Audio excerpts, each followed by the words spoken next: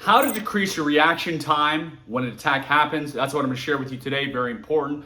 My name is Jason Hanson. I'm a former CIA officer and the New York Times bestselling author of Spy Secrets That Can Save Your Life. Please welcome back former CIA officer Jason Hanson. Former CIA Jason Hanson. This handsome fella is Jason Hanson. This is Jason Hanson, former CIA guy.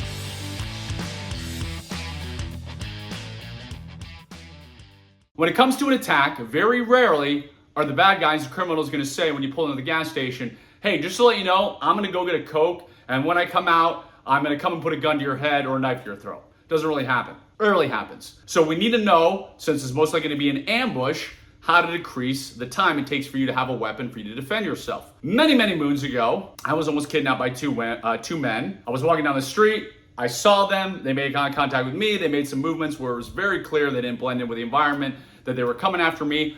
I was able to run and escape because I become very, very fast when two people are trying to kidnap me, and I outran them. That was one of those instances where situational awareness kept me out of that ambush scene, kept me out of them grabbing me. But sometimes, even if you have the world's best situational awareness, because you don't have eyes in the back of your head, you could turn around and a guy could be right there, or you could get out of your car. Maybe you think somebody's coming up to you to ask for $1, and instead of saying, hey, can I have $1, they pull out a knife or they brandish a knife or something. So we need to make sure we can decrease our reaction time because we're already going to be behind the 8-ball. So how do you do that?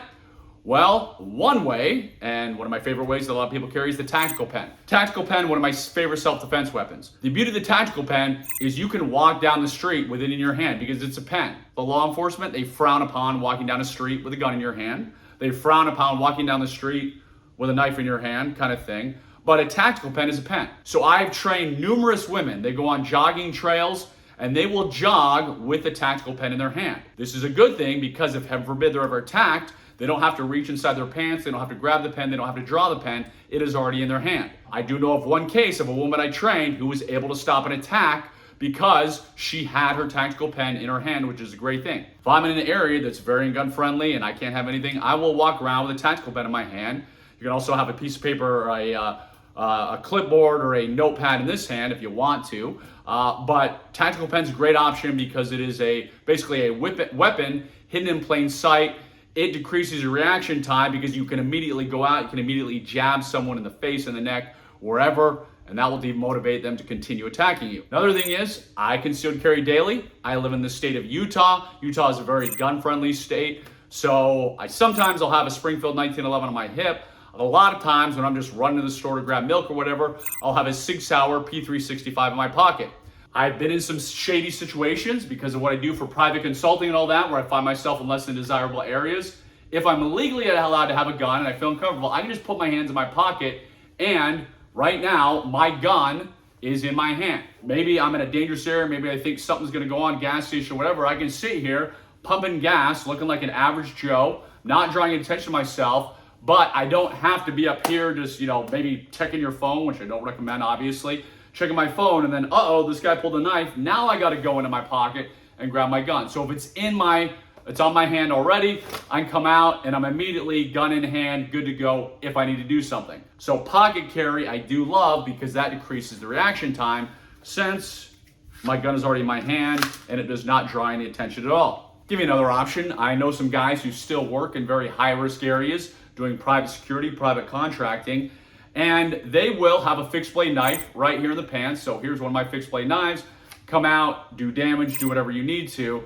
But these guys who work in the high risk areas, they will take a hoodie, and I actually don't have a hoodie. I got rid of my hoodie because I never wore it. But this is one of my, before I left the CIA, I went to the CIA gift shop and bought this sweatshirt, bought a ton of stuff that I probably could have gotten from China for 1/3 of the price. But anyway, so this is one of my t-shirts from the official CIA gift store. I don't wear sweatshirts. I don't wear sweatshirts a lot, but pretend this is a hoodie sweatshirt. So the hoodie sweatshirts where they have the place here where you can rest your hands or you can warm your hands. Well, guys I know that are in high risk areas, they will cut a hole in that area where you rest your hands. So when your hands are in there, you're just looking like an average Joe, but your hand is really on your knife. Show you the knife. That way, if something happens, they can immediately draw out the knife and boom, boom. Here I left the sheath on because I didn't have it secured right. But they can immediately come out and boom, boom. So think about those things. What can you do to decrease your reaction time, to make sure you're safer? Remember, attacks can happen anywhere, any place, but especially if you're going to a dangerous area or you live or drive through a dangerous area. I know plenty of people that they commute, and as they're commuting, they have to pass through some less than desirable areas. So if your gun is locked up in your glove box and you have to reach over, not probably the best thing. Obviously, obey all your state laws, yada, yada, yada. But that's something to think about. If you're walking, one of my favorite things, and I don't have it with me now, is I have a flashlight. We call it the flashbang, and it's basically a small baton flashlight. So I can walk around with that flashlight when my wife and I are taking walks in the evening and it starts to get dark. But also, it's a mini baseball bat that, therefore, if something happens, boom, I can immediately strike and I can immediately hit someone because that's already in my hand. So just a few things to consider today. If you want more self-defense stuff, if you really want to know how to protect yourself, make sure and go to rapfight.com. You're going to see the best self-defense on the planet. It's what the Navy SEALs use. Again, rapfight.com, or just click below. My name is Jason Hanson. I'm a former CIA officer. Let me know what else I can do to help you and your family stay safer. Thank you for watching this video.